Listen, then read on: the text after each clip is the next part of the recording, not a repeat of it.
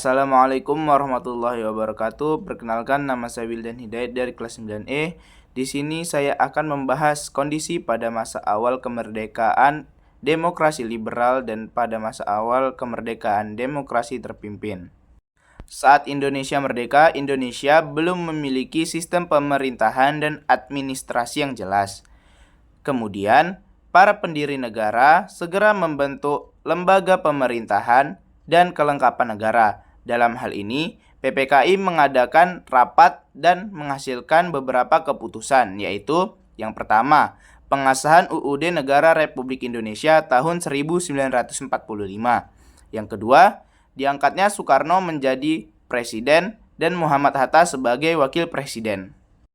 Yang ketiga, pembagian wilayah Indonesia. Yang keempat, pembentukan kementerian. Yang kelima, pembentukan KNIP atau Komite Nasional Indonesia Pusat. Yang keenam, pembentukan BKR atau bisa juga disebut dengan Badan Keamanan Rakyat.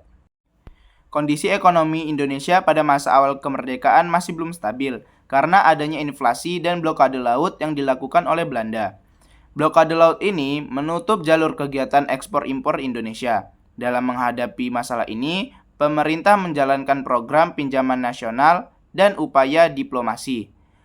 Meskipun sudah merdeka, Indonesia masih berjuang mempertahankan kemerdekaan karena Belanda masih ingin menguasai Indonesia kembali dengan melalui agresi militer.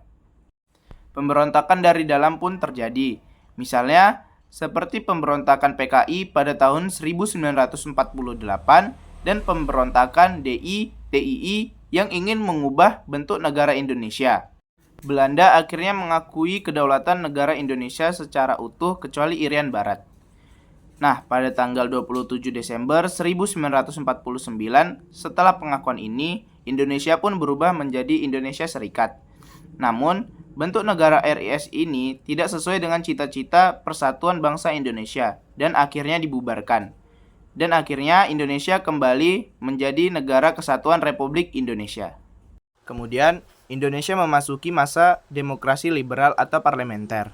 Pada sistem ini, Perdana Menteri lah yang berkuasa untuk memimpin kabinet, sedangkan Presiden hanya sebagai lambang dasar kesatuan.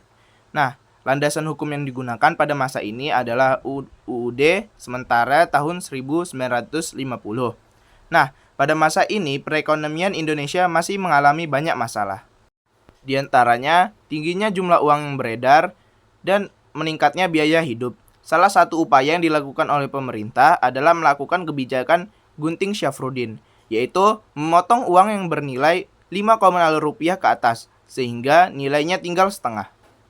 Melalui kebijakan ini, jumlah uang yang beredar dapat dikurangi. Perkembangan politik pada masa ini ditandai dengan beberapa peristiwa penting seperti penyelenggaraan Konferensi Asia Afrika di Bandung, lalu Deklarasi Juanda pada tahun 1957, dan penyelenggaraan pemilu pertama pada tahun 1955 yang menjadi awal demokrasi di Indonesia. Namun, persaingan antara partai politik menyebabkan politik dan keamanan menjadi tidak stabil. Beberapa pemberontakan pun masih sering terjadi di setiap daerah. Selanjutnya, Indonesia memasuki masa demokrasi terpimpin. Pada sistem ini, semua keputusan pemerintah berpusat pada kepala negara, yaitu Presiden Soekarno.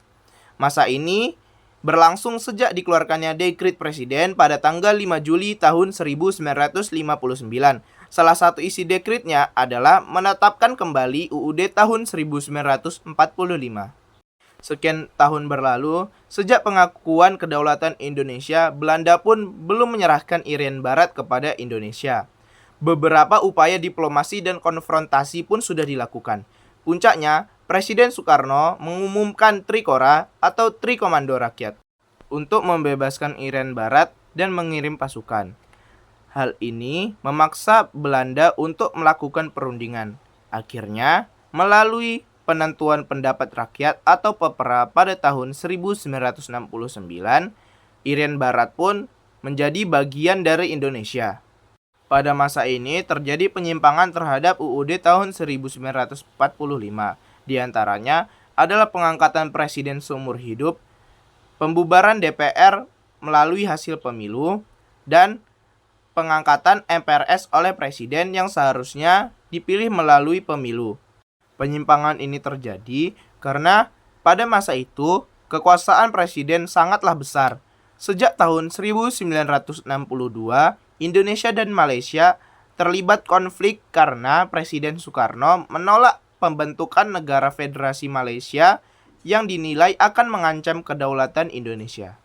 Puncaknya, Indonesia keluar dari PBB karena tidak puas dengan keputusan PBB dalam menyelesaikan konflik tersebut. Kebijakan ekonomi pada masa demokrasi terpimpin ini diantaranya adalah pembentukan Depernas atau Dewan Perencanaan Nasional dan penurunan nilai mata uang. Namun, kondisi perekonomian Indonesia tidak juga membaik. Malahan, anggaran negara mengalami defisit. Harga barang dan harga bahan bakar juga meningkat. Selain itu, terjadi juga penculikan dan pembunuhan terhadap beberapa jenderal dan satu perwira darat yang juga dikenal sebagai peristiwa G30 SPKI pada tahun 1965. Hal ini juga memperburuk kestabilan politik dan ekonomi di Indonesia. Sekian dari saya, apabila ada salah kata mohon dimaafkan. Wassalamualaikum warahmatullahi wabarakatuh.